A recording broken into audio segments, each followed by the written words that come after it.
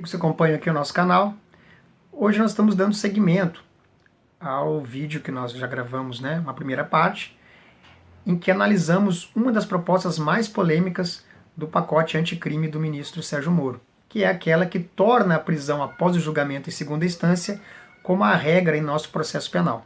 Bom, nós comentamos no último vídeo que o inciso 57 do artigo 5º de nossa Constituição traz uma redação interessante, que é de que ninguém será considerado culpado até o trânsito em julgado de sentença penal condenatória. Bom, em primeiro lugar, deixa eu explicar uma coisa para você aí que não assistiu ao nosso último vídeo, ou então que não está tão acostumado com os jargões do mundo jurídico. O que é um trânsito em julgado? Essa é uma expressão, um jargão que nós usamos no direito para designar aquelas sentenças, aquelas decisões de juízes em que não cabe mais recurso, ou seja, que elas se tornam definitivas. Então o que acontece? O STF, em 2016, entendeu que é possível sim se ter a efetivação de uma prisão após o julgamento de segunda instância, mesmo que ainda pendentes eventuais recursos junto ao STJ ou junto ao próprio STF. Então, o ministro Moro pega e entra com essa alteração via projeto de lei, que é o pacote que ele está apresentando. Projeto de lei porque ele vai alterar essa questão da prisão após segunda instância, ele vai alterar o Código de Processo Penal, que é uma lei ordinária. Só que o que acontece? Temos aí um problema. O STF vai analisar duas ações diretas de constitucionalidade, que serão analisadas aqui em abril deste ano. Então, com certeza, muito antes da análise pelo Congresso do projeto de lei do ministro Sérgio Moro. Então, o que ele pretende será em enviar esse projeto de lei? Será que não seria melhor ele ter enviado um projeto de emenda constitucional? E eu vou explicar o porquê. Ponto 1.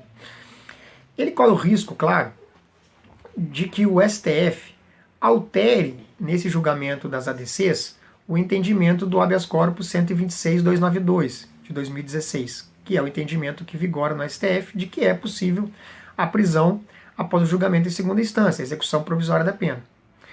Bom, o ministro Sérgio Moro poderia ter enviado uma PEC, só que ele sabe que é muito difícil conseguir aprovar um projeto de emenda constitucional de um tema como esse, porque a PEC ela exige um quórum de aprovação, tanto na Câmara dos Deputados quanto no Senado Federal, de 3/5 dos membros de cada casa.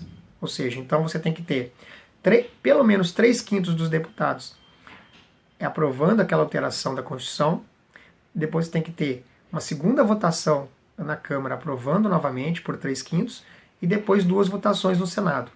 Já o projeto de lei, que foi o que o ministro Sérgio Moro mandou, ele exige um quórum simples, é a maioria simples dos deputados e senadores que estão na casa naquele momento em que será votado o projeto. Então é mais fácil a aprovação. Só que ele corre um risco aí, mas é um risco calculado. Bom, um ponto que ele deve estar pensando é, se eu tivesse mandado uma PEC, por mais difícil que seja, e ela fosse aprovada pelo Congresso, em tese, que é uma discussão mais ampla, ele poderia estar invalidando uma possível decisão do STF no sentido contrário da possibilidade da prisão após o julgamento de segunda instância. Isso caso o STF, nessas ADCs, altere o entendimento de 2016.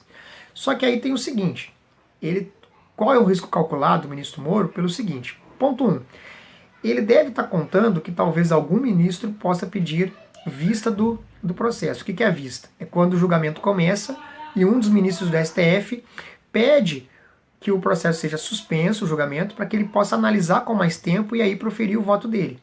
E essa vista, às vezes, os ministros ficam algumas semanas, alguns meses ou até alguns anos com o processo parado. E nesse caso o processo fosse suspenso pela vista de alguns ministros, o projeto de lei do ministro Sérgio Moro daria tempo de ser votado e talvez aprovado pelo Congresso Nacional. E aí você teria uma situação interessante, que você tem um projeto de lei já aprovado, que alterou o Código de Processo Penal, e o STF ainda não teria analisado as ADCs. Vale lembrar que essas ações diretas de constitucionalidade, elas vão analisar o artigo 283 do Código de Processo Penal, que é um artigo que diz os casos em que se pode ter prisão. Seria a prisão em flagrante, as prisões provisórias, que é a temporária e a preventiva, e a prisão após o trânsito em julgado. Então o que acontece? O STF, lá no habeas corpus 126.292, que foi julgado em 2016, ele não se manifestou sobre esse artigo 283. Em tese, esse artigo está válido ainda.